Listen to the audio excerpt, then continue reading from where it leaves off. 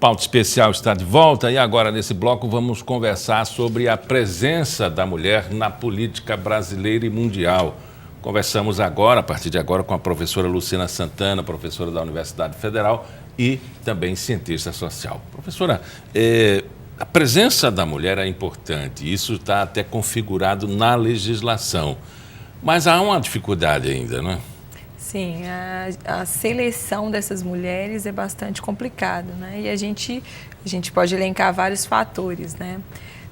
Desde a própria dinâmica social, né, de compartilhamento das funções, né? Acaba que, até pelos dados que a gente tem no próprio IBGE, né, a mulher ela despende uma maior parte do tempo diário, né, a atividades tanto de trabalho, domésticas, né, outras atividades pessoais, muito mais do que o homem, né? E depois disso, o que acontece, né? A mulher, primeiro, ela tem desincentivos até dentro de casa para ir para a política, né? A gente tem uma cultura muito ainda machista, patriarcal, né, onde essa não é uma prioridade para a mulher, né, segundo a visão aí ainda de muitos homens. E quando a gente vai para a arena partidária, a arena eleitoral, o que acontece? Dentro dos próprios partidos, as mulheres que são filiadas têm pouco espaço, né, dentro do próprio partido de ocupar posições estratégicas que possam dar visibilidade para que ela possa, em uma eleição, ter maior chance eleitoral, né? Na distribuição de recursos internos, a distribuição é muito desigual, né? E a maioria dos partidos não contemplam as demandas aí, né, por mulheres, né? Geralmente elas não estão dentre aqueles candidatos que vão merecer melhor tratamento por parte dos partidos. Consequentemente, né, a mulher ela acaba tendo menos visibilidade, as que concorrem têm menos visibilidade, consequentemente a gente tem resultados baixos de participação da mulher, né, na política enquanto eleitas. É como aquela história, o boi não sabe a força que tem, as mulheres são maioria, né, no país. E se elas decidissem só votar nas mulheres, consequentemente a bancada toda mudaria, né? Os postos, né, aí dos executivos, tanto no legislativo, a participação também no judiciário, mas principalmente na majoritária, como gestora, mudaria muito esse panorama. É não saber a força que tem ou é a sociedade que esconde essa força? A mulher sabe que tem essa força. O problema é que ela não tem espaço, né, para utilizar essa força no âmbito da política, né, e a própria sociedade tampa um pouco esse tipo de evidência que a mulher poderia ter, né? O ideal é que a gente tivesse proporcionalmente a mesma quantidade de mulheres, né, da sociedade, na população brasileira, nos postos de representação política, seja no legislativo, seja no executivo, né? E, claro, né, não de forma, por não ser um cargo eletivo, né, no próprio judiciário, né, que houvesse uma forma delas buscarem, né, estar, de alguma forma, inseridas aí nesses espaços, né? Agora, professora, a gente está falando de uma forma genérica, mas eu vejo a situação da mulher de forma distinta. Primeiro, antes dela participar da política e segundo, depois que ela participa. Por quê? Quando você consegue visibilidade em qualquer situação, você pode ser na política, um atleta, um executivo, um homem de negócio, mulher de negócio, enfim, se você conquista a visibilidade, seu lugar ao sol, então muda totalmente a sua configuração de vida. Não se exige mais nada que não seja a sua vontade. Ou seja, quando você lidera processos, você tem poder de mando. E aí a casa aceita o papel da mulher como mandante. Exatamente. Então são duas situações diferentes. Exatamente, né? Eu acho que nessas situações, quando a mulher ocupa esses espaços, né, pelo menos as que têm possibilidade, né, elas conseguem se expressar, e a gente pode perceber pelas próprias, vamos pensar o legislativo, as políticas públicas que acabam atingindo muito mais o gênero, né, o feminino, né, elas acabam tendo um olhar muito mais apurado, né? Então vamos pensar a educação. Quem é que acompanha a educação do filho? Na maioria ainda das casas, né, das famílias, ainda é a mulher.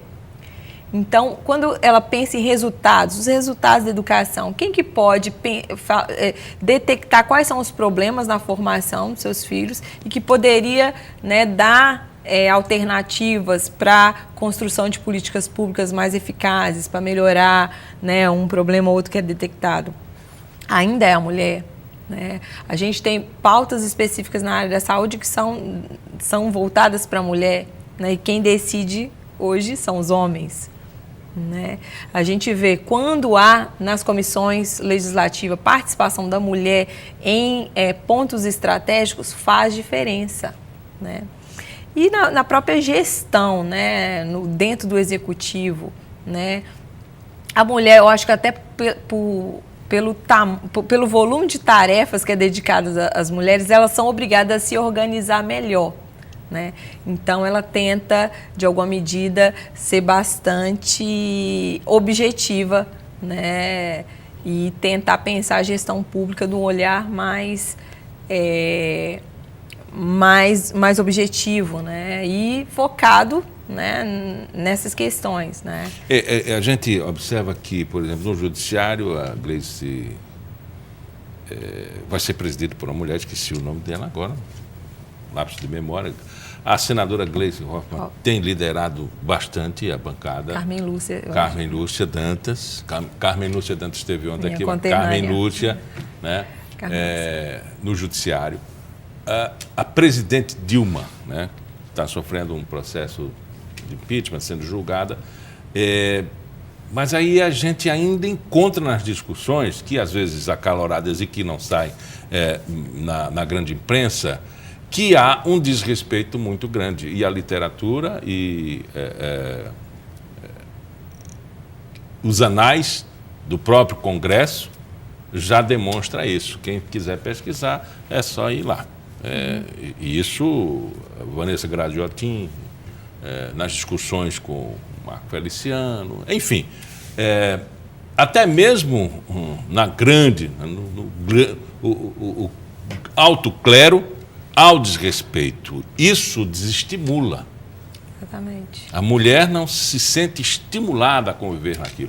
Mesmo que na política, só adentrando na questão ética, esse mundo não está muito afeito às mulheres pelos que elas pensam sobre ética, corrupção e coragem de mudar. Eu vejo assim. Elas não se sentem estimuladas. A partir disso, há uma pergunta que eu faço.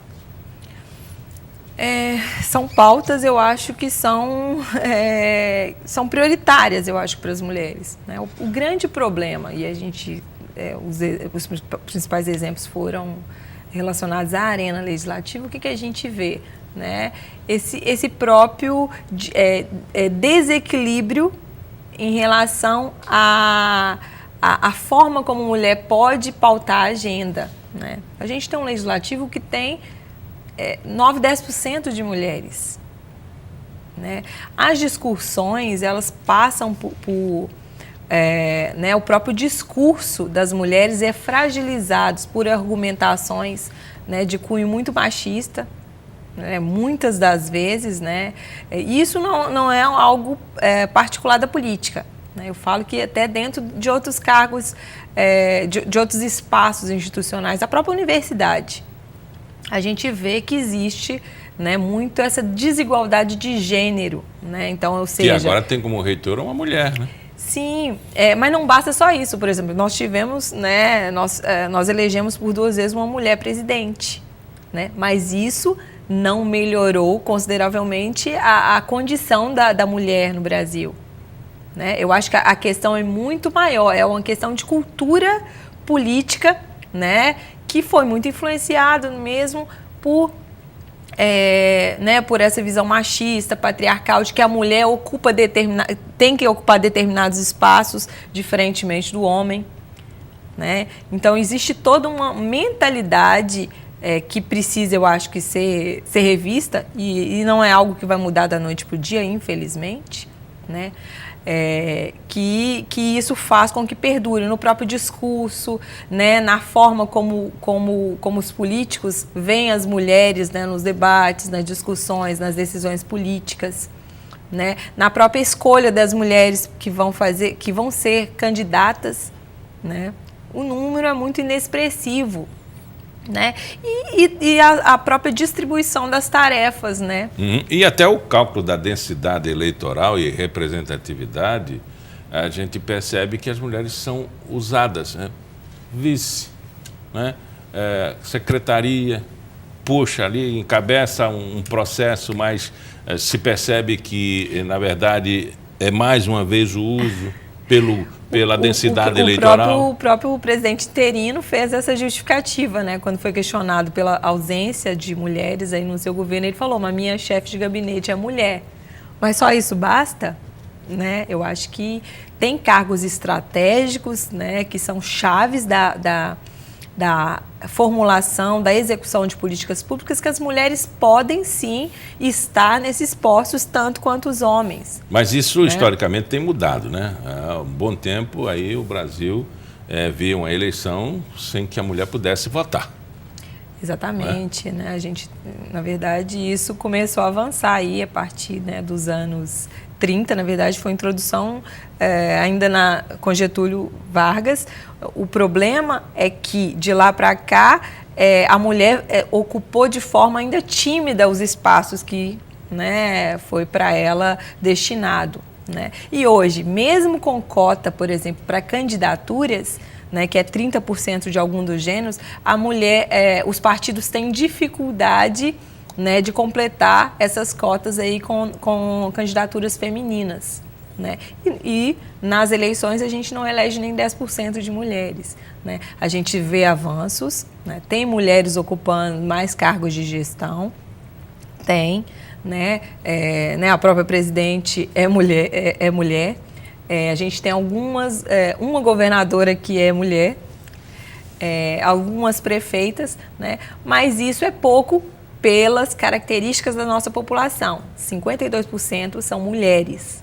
Né? Então, seria interessante que a gente tivesse um menor desequilíbrio, né, nessa distribuição aí entre mulheres, né, nos postos nos cargos de poder, né, que pudesse aproximar um pouco mais das características da nossa sociedade brasileira, né, em termos de gênero.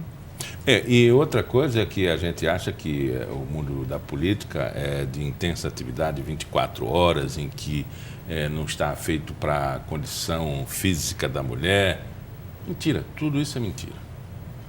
Porque a classe política trabalha dentro do horário do seu regimento. Né? Exatamente. E não é um trabalho escravo. Então a mulher vai ter toda a condição de ter a sua atividade laboral, de atender a creche, de dar atenção à família, porque é uma atividade comum. Agora, você é 100% médico, você é 100% jornalista, você é 100% professora, como é 100% político. Claro. Não é? Então, a mulher poderia ocupar, se quisesse, se tivesse força. Agora, acredito eu que a sociedade patriarcal tem dado passos largos e, às vezes, passos curtos e, às vezes, passos para trás. Não é? Hoje não se admite no Oriente que exista a geisha, mas elas continuam em boas práticas em todo o mundo. Não é? E eu acredito que no Brasil precisa avançar, mas isso vai depender muito da mulher, da luta, da renúncia dela e da luta política. Não é, professor? Sim, como eu disse, é uma mudança de cultural. Né? E isso começa na educação básica, eu acho. Né? E também dentro da própria família, né? Na distribuição equilibrada das tarefas entre os gêneros, né? Não tem isso de ter brinquedo de menina é o brinquedo de menino, né? Não tem isso que o menino não pode lavar a louça, mas menina pode, né? Eu acho que a partir da mudança desses conceitos a gente pode, né, a médio e longo prazo, a gente ter uma sociedade menos desigual com relação a essas questões, né? E a própria mulher vai ter como se reconhecer como igual e que vai efetivamente ter esses espaços, né, ou ter a condição de realmente se colocar como um agente importante, um agente político importante na sociedade. Conversamos com a professora Luciana Santana. Muito obrigado pela entrevista.